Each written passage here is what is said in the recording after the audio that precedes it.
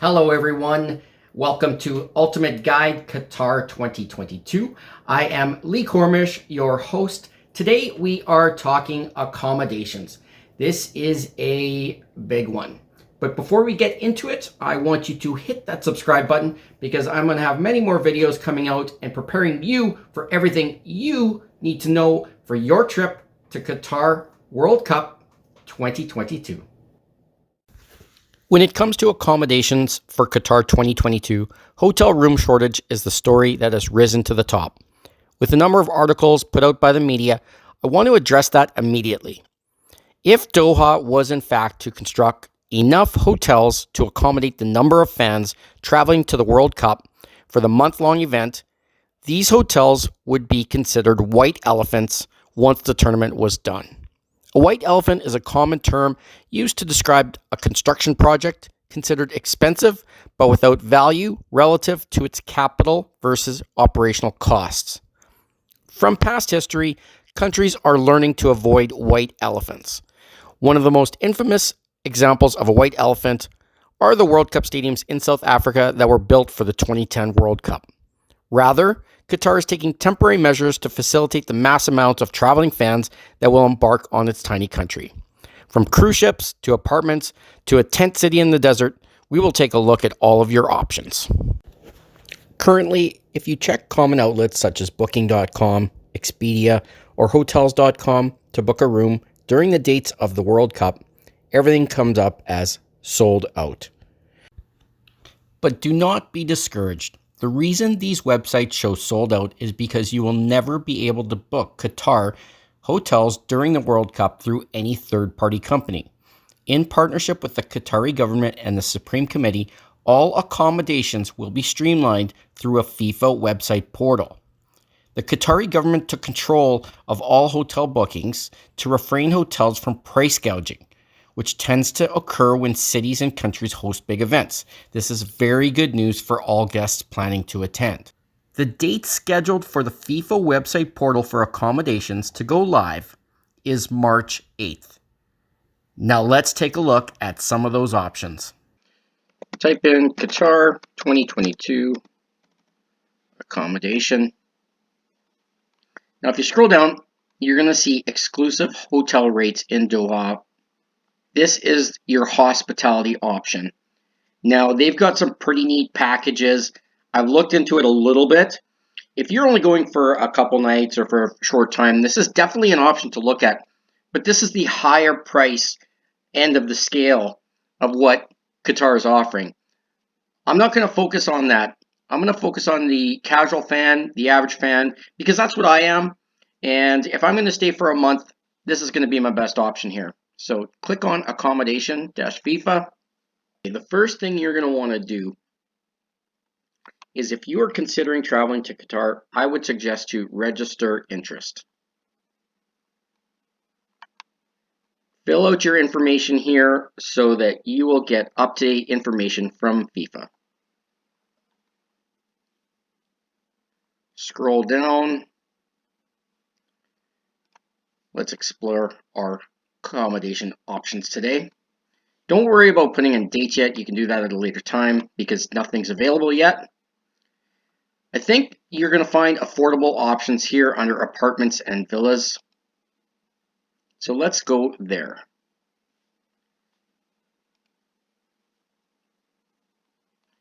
Now, scroll down to the bottom and click View All Options. You're going to find 64 different apartment style places to stay. They're going to range from 2-star and higher. This is my one concern right now is prices are coming soon.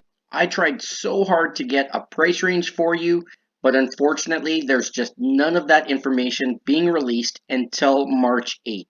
That's when we'll find out all of the prices.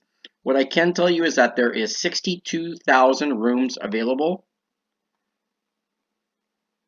And this is definitely a great option for the average fan. If we just click back here,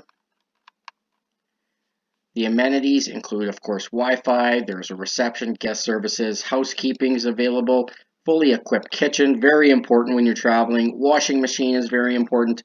A whole lot of amenities you're going to want for those lengthier stays. Let's go back out and let's scroll down to one that intrigues me, Fan Villages. There's not a lot of information on Fan Village. This is Tent City, what I was mentioning earlier. Desert camping in a fan village for the adventurous football fans. I think there's going to be some extremely fun and exciting people that are going to be staying at the desert. There is 1,500 tents available, 2 people per tent for a total of 3,000. I am very interested to find out what the price of this will be. This is definitely one place that I'm going to want to stay for a few days up to a week. All right, hotels. There are 70 hotels available, a total of nearly 60,000 rooms.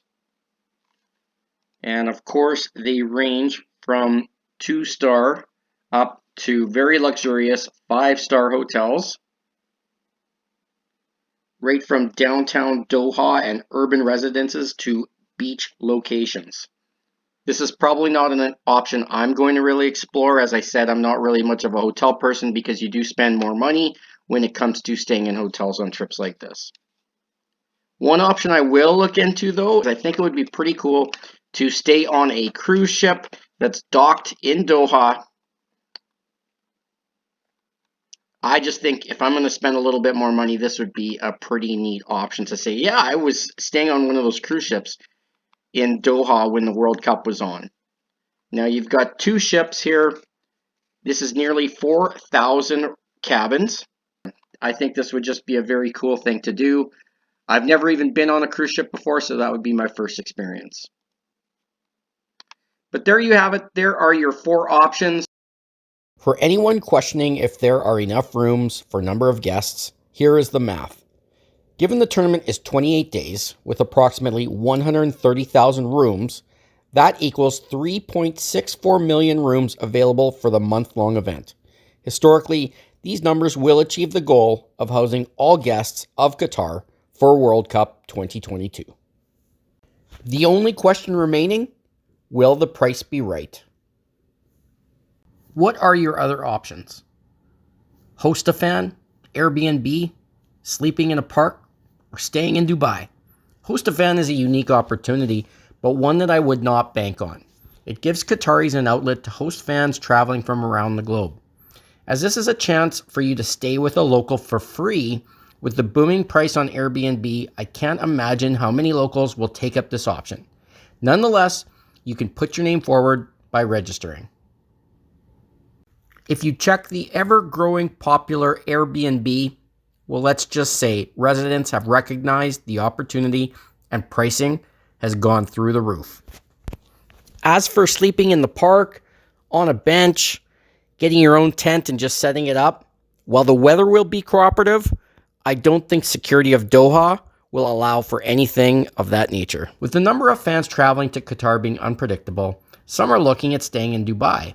While I can't comment too much on that option as I have never been to Dubai, I will advise you that currently a negative PCR test is required to enter Qatar, and that cost is currently $50.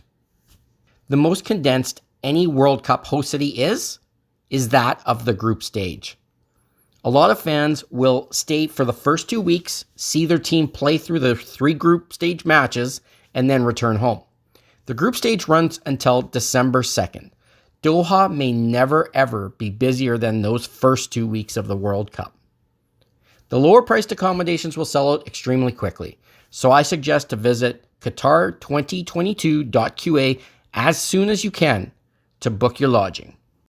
And that concludes this segment of Ultimate Guide Qatar 2022. Thank you for watching. If you found this was helpful, I'd really appreciate if you hit the like button below, and feel free to share with anyone that is considering traveling to Qatar. March 8th is the big day. That's when we'll find out pricing and we'll start to be able to book things. I wish you the best of luck, and until next time, see you again.